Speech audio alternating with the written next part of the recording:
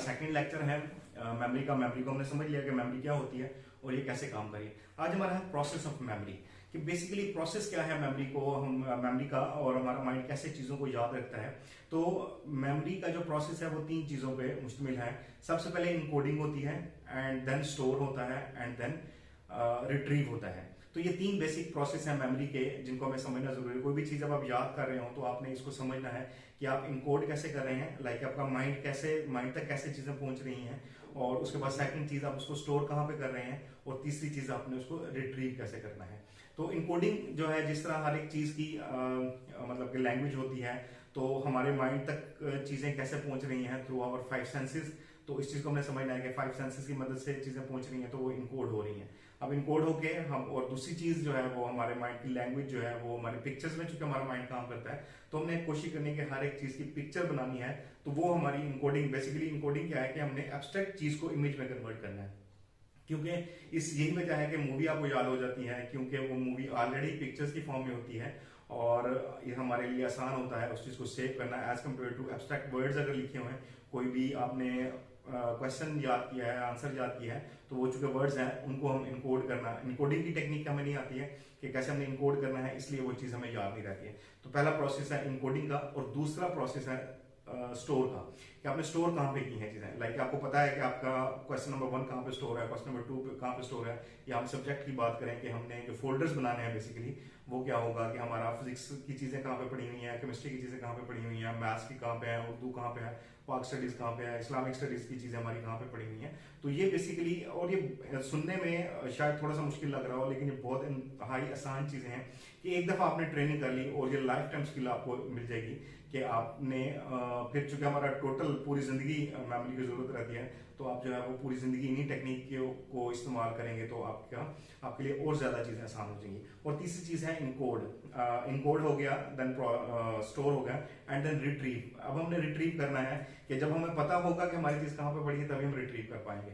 अगर आप अपने कंप्यूटर की एग्जांपल लें, कि अगर आप फोल्डर्स ना बनाएं, एक ही ड्राइव में आप सारी चीजें आपने रखी हुई हैं, मतलब मूवीज भी वहीं पे हैं, पिक्चर्स भी वहीं पे हैं, और सॉन्ग्स भी वहीं पे हैं, और भी जो चीजें आपने रखी हुई हैं आपकी एक ही ड्राइव में सारी रखी हुई हैं, तो खुद आपको ढूंढना मुश्किल हो जाएगा। अब चूंकि कंप्यूटर में ऑप्शन होती है सर्च की, आप नेम लिखेंगे और कोई चीज सर्च होकर आपके सामने आ जाएगी, लेकिन हमारे चूंकि माइंड में ऐसी कोई ऑप्शन नहीं है, तो हमने खुद से ढूंढनी है, तो वो उसको फिर ढूंढना मुश्किल होता है। तो और ऐसा ये भी सर्च वाली ऑप्शन भी है हमारे माइंड में, और इसको हम इस तरीके से रिलेट कर पाएंगे कि आप फर्ज करें कि आप किसी पुराने दोस्त को किसी आप पार्टी में मिले, और आप सोच रहे हैं कि इसका नाम क्या है। सोचते रहते हैं, लेकिन आपको याद नहीं आता उसका नाम, और जब आप घर पहुंच जाते हैं तो अचानक से उसका नाम जहन में आ जाता है, या आप रात को लेटे होते हैं तो अचानक से उसका नाम जहन में आ जाता है। और जब आप सोच रहे थे तब आपने सोचना फिर छोड़ दिया कि इसका नाम क्या था, लेकिन वो बेसिकली आपने अपने माइंड को इंस्ट्रक्शन दे दी थी कि वो सर्च करे कि इस बंदे का नाम क्या है। तो अल्टीमेटली आपका माइंड जो है वो सर्च करके आपको दे देगा, और आप सोचते हैं हाँ वाकई इसका नाम ये था। तो ये सर्चिंग का ऑप्शन है, लेकिन ये जो टाइम टेकिंग प्रोसेस होता है, और ये कंप्यूटर में भी टाइम टेकिंग प्रोसेस होता है कि आपने इतनी सारी फाइलों में से उस फाइल को सर्च आउट करना है। तो जो है वो ये जो टाइम टेकिंग प्रोसेस है, तो हमने कोशिश करनी है कि हम फोल्डर्स बना लें। इनका जो हमारा रिट्रीव है वो हम कैसे रिट्रीव करेंगे, कहाँ से रिट्रीव करेंगे चीज़ों को, तो इस प्रोसेस में हम ये चीज़ शामिल करेंगे। तो रिट्रीवल बहुत ज़्यादा जरूरी है, और इसमें जो रिकॉल पावर जो एक्सरसाइज मैंने लास्ट लेक्चर में बताई है, तो वो आपने कोशिश करनी है कि उनको प्रॉपरली करें एक्सरसाइज को, ताकि आपकी रिट्रीवल पावर या रिकॉल पावर जो है वो इंप्रूव होनी चाहिए। और second thing is modes of learning. अब मोड्स ऑफ लर्निंग की बात करते हैं कि कैसे हम चीजों को लर्न करते हैं। तो बेसिकली अल्लाह ताला ने 3 मोड्स बनाए हैं। एक होता है, कुछ लोग जो होते हैं वो ऑडिटरी होते हैं, कुछ लोग विजुअल्स होते हैं, और कुछ लोग काइनेस्थेटिक होते हैं। अब इसका मतलब क्या होगा कि कुछ बच्चों को सुन के चीजें जल्दी याद हो जाती हैं, कुछ बच्चों को देख के चीजें जल्दी याद होती हैं। जिनको सुन के याद होती हैं वो ऑडिटरी बच्चे कहलाते हैं, और जिनको देख के चीजें जल्दी याद होती हैं उनको विजुअल्स बच्चे बोलते हैं। और कुछ बच्चों को चीजें जब प्रैक्टिकल वो परफॉर्म करते हैं, या किसी भी चीज को फील करते हैं, तब उनको ज्यादा जल्दी चीजें याद हो रही होती हैं, तो इसको बोलते हैं काइनेस्थेटिक स्किल। तो आपने आइडेंटिफाई करना है कि आपके अंदर कौन सी स्किल है। तो इस बुक में चूंकि मैंने क्विज दिया हुआ है कि कि आपके अंदर कौन सी डोमिनेंट स्किल है, आया कि आप ऑडिटरी हैं, काइनेस्थेटिक हैं या विजुअल हैं। अगर आप उस चीज को आइडेंटिफाई कर लेंगे खुद में से, तो आप अगर उसी लर्निंग मेथड को यूज करेंगे, तब आप देखेंगे कि आपके लिए चीजें ज्यादा याद करना आसान हो जाएंगी। लाइक एक बच्चा अगर वो विजुअल है और वो आप उसको सुनाई जा रहे हैं लेक्चर को, पढ़ी जा रहा, देख नहीं रहा, कहीं भी कोई चीज भी देख नहीं रहा, तो उसको याद करना मुश्किल होगा।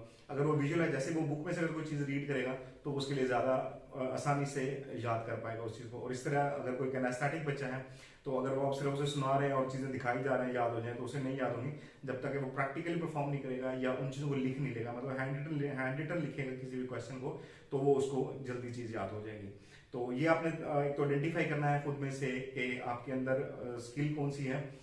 और अगर आपके पास बुक नहीं है, तब भी आप इसको कर सकते हैं कि आप मेरी वेबसाइट पे www.mindworkshop.pk पे जाएंगे, तो आपको वहाँ पे 5 प्रिंसिपल्स ऑफ ऑसम मेमोरी एक हमने पीडीएफ रखी हुई है, तो उसको डाउनलोड करेंगे तो उसके अंदर भी ये क्विज मैंने दिया हुआ है। तो आप क्विज जरूर सॉल्व कीजिएगा, ताकि आपके अंदर या आपके बच्चे के अंदर उस जो कैपेबिलिटी है, जो डोमिनेंट उसकी ट्रेट है, उसको हम आइडेंटिफाई कर सकें कि आया ये ऑडिटरी है, काइनेस्थेटिक है या ये विजुअल बच्चा है। उसके मुताबिक फिर आप जब पैटर्न चेंज करेंगे, मेथड ऑफ लर्निंग का पैटर्न चेंज करेंगे, तो वो चीज़ें आपके बच्चे के लिए ज़्यादा आसान हो जाएंगी।